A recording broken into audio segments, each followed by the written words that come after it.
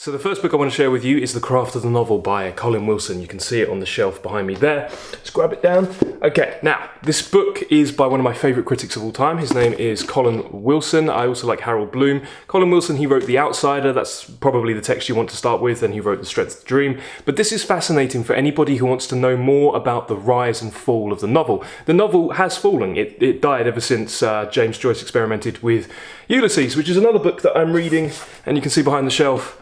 On the shelf behind me there, James Joyce's Ulysses. He killed the novel because what he did is he ended up basically doing and exploiting the novel form to its absolute full capacity. He did things that no one has ever done before. Everybody basically was writing in the vein of Mr. Dickens here, this is another book that I'm reading. This is Oliver Twist. So if you think that when you read those old books, like even in translation, for example, Dostoevsky, Crime and Punishment, another good one.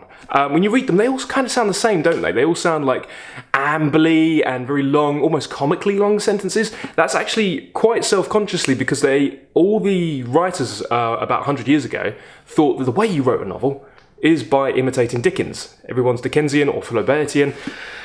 Dostoevsky is the Russian Dickens in a sense, although his subjects have way more levity. Not that Dickens was incapable of doing that, but he was more pandering to the masses, but not in a bad way. Just he was the Victorian Stephen King in a sense.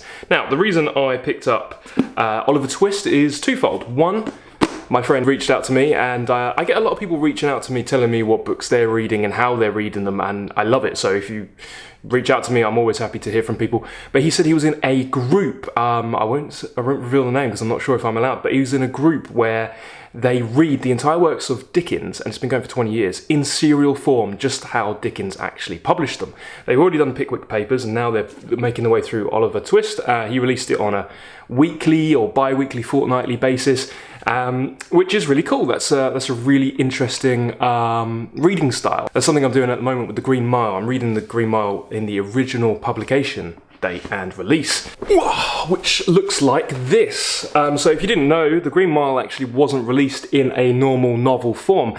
Stephen King, actually inspired by Dickens, wanted to write a sort of novelette and release it monthly. So it ran for 6 months, and you'd have to wait for the next part of the story. You'd have to wait for a month, and that's one of the greatest joys about reading. It's something that we've lost. We've got this binge reading, binge consumption, binge watch culture. Oh, Netflix, let's binge this, binge that. No, actually, some of the greatest pleasures in reading are having patience and waiting and anticipating, and not only that, but enjoying it with someone else. So another thing about Dickens is people, the head of the household, for example, the father, he would get the latest instalment. And what was interesting is when the public were waiting for the latest instalment, it would come by boat, and people would clamour at the docks, and they'd actually end up falling in and dying. That happened with the old Curiosity Shop. But the head of the household, he'd get the paper, he'd get the latest Dickens, and he'd stand by the fire, and he'd read it to the children and the family, and they'd all kind of join in. That was their TV. And King actually recommends this in his original publication for The Green Mile. He says, why don't you try reading it aloud? So hopefully she won't mind me sharing this intimate detail, but me and my girlfriend, that's exactly what we do. Every Saturday we brew a really strong coffee with a cafetiere, and I read this aloud, and it is so cool, so fun. By the way, if you want to get the original serial publication, good luck. They're actually a first edition, like these ones, are actually quite pricey, and I'm quite happy that I got them for not a very high price at all. So that's pretty cool. Anyway, that was a huge tangent. Basically, so authors used to write like Dickens, and then Joyce came along, he broke all the rules, and now the novel's dead, because once Joyce has done everything, where else is there to go? That's just one thing that you'll learn from the book that I'm recommending, Craft of the Novel. Really, really interesting to see what novel it was that just kind of kicked off the form. It was the work of Samuel Richardson, Clarissa, Pamela, big, long, 1,000-page epistolary novels about rapes and virtue being ruined in women, big, long interior monologues, and to our modern sensibilities, it's actually quite boring, those sort of books. But as Colin Wilson explains, and he puts it really well, he says you have to get into the mind of the reader. Like usually it would be a bored housewife back in the day, and they'd get this narrative about a woman, and getting trapped and enraptured and all this drama, and to them it was better than their real life, and they'd eat it up, they'd just gobble it up, and it was super, super popular. It was a bestseller, and then it kicked off what is known as escapism. Like, people will write novels really with the view to, to let you escape. And it was kind of fantasy, suspension, willing suspension, disbelief, all that stuff. Anyway, so why am I collecting these ones? These are from a publisher called the Everyman Collection.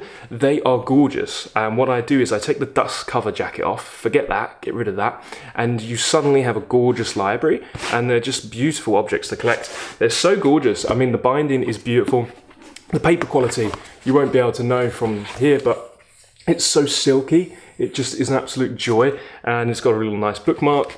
In the Oliver Twist, which I'll try to read in serial form along with my friend's group, it comes with actual original sketches by Boz, I think, which is a complete delight. So I won't be doing marginalia. If you know any of my stuff, you know that I scribble all over my books. Not in these ones. So I picked up Ulysses. I've given this a crack before. And the thing is, I don't like Joyce, but so many people endeavour to try to read Ulysses, and I thought, well, let me give it one more fair crack, because I'm at the point in my life where books just make sense. Like, I can read Aristotle, I can read Shakespeare, and they finally make sense. I used to think that I understood these books, but I actually didn't. So I thought, if I don't get this now, I'll never get it. So I'll be wading through Ulysses. Another collection that I like is the Loeb Classical Library. If you go for the red ones, again, remove the dust cover jackets, which are actually quite nice, but I prefer hardback. Go for the red ones and you get in all the Latin, ancient Romans. Go for the green ones, you get in the ancient Greeks. And the thing is, these are pricey little volumes. They're about £20 a book. I suppose that'd be 25, 30 bucks in America. And it has a dual translation, so Latin on one side, English on another. Or if you read in Aristotle like this one here, ancient Greek on one side, English on the other. So what ones have I picked up? I've picked up Aristotle, talking about the soul. I'm a huge fan of Aristotle. I've made it kind of my mission to consume all of his works. I think he's amazing. And this one is Horace. Now, the funny thing is, I do this thing called the Footnote Challenge. And by virtue of reading Michel de Montaigne, where is he? The complete essays. Oh, books flying everywhere. Right, so this is the granddaddy of the modern personal essay form. He is a typical Pisces, just like myself, and he is an absolute delight to read. He's very sensitive, he's empathetic, he's a very tender soul, but he writes a lot, he keeps a lot of footnotes in his essays. And what I notice is I try to mark what authors he continuously refers to. So him, I'll be marginalian all over because it's just a paperback, secondhand. And I noticed that he kept referencing Horace, specifically Horace's satires and epistles and art of poetry. So, got it. It's pretty cool. I'm going to be making my way through that. What else are we reading? We also got, this is Giorgio Vasari. This is Lives of the Painters, Sculptors and Architects. This, I don't know why I got this. I'm putting together a new course on how to appreciate art, and the first module that we're doing is about Titian. So I went to the Titian exhibit, and then I wanted to read the account of Titian from somebody who actually met him back in the day. And he talks about Da Vinci, and he talks about all these, great artists, Raphael from the Renaissance. So that's pretty cool, and they're very sexy with the blue covers. All right, let's talk short stories. Jorge Luis Borges. I think I'm mispronouncing that, but it's all right. Slim volume, Ficciones. Very, very postmodern. The thing is with Borges, Bloom said that a short story is either in the vein of Borges or it's in the vein of Chekhov. Who do I prefer? Chekhov. Actually, wildcard, I prefer Maupassant. But Chekhov is here as well. I've got both editions of his short stories. If you want to know where to start with Chekhov, I would say start with Volodya. If you go to the Hardcore Literature YouTube channel, we actually read it together. You don't even have to buy it, and you've got my commentary. Might be cool. You should also read The Kiss. Those are two good ones to start with. All right, what else? Turgenev, Sportsman's Notebook. All right, you want to read Cassian, and you want to read a book called Bezin Lee. They're very, very magical. Now, you might find them boring. Again, by our sensibilities, these stories move slow. There's a lot of subtlety. But give yourself up to the power of the stories. They are magical stories about nature and the soul and all that good stuff. So it's Turgenev, and yes, I'm aware this is a lot of books, and I have extolled the virtues of only reading a couple of books before, but hey, lockdown made me hyper productive when it comes to reading books, so We also have Balzac, Cousin Bet. I can't believe I've never read any Balzac, but apparently he's up there with Hugo and he's great for revealing the essence of the human condition. So we'll be reading through some Balzac, which will be fun. And we also got some Agatha Christie. This is from the Crime Club. I just love the little advertisement in the back. Join the Crime Club. That's so cool.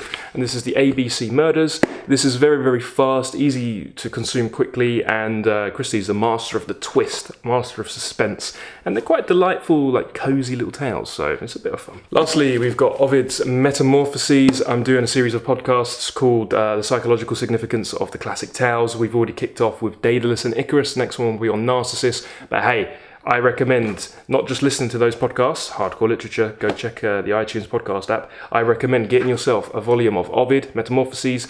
What translation? I don't know if I can help you. There's loads of good ones. Go for either Golding, which Ezra Pound called the most musical, beautiful poem in the English language. That was the one Shakespeare read. Or go for the one I got here by A.D. Melville. But there's plenty more good options. Anyway, tell me, what are you reading this month? What's on your TBR? And what have you enjoyed recently? Let me know in the comments below. And please like, share, and subscribe. Have a nice day and happy reading.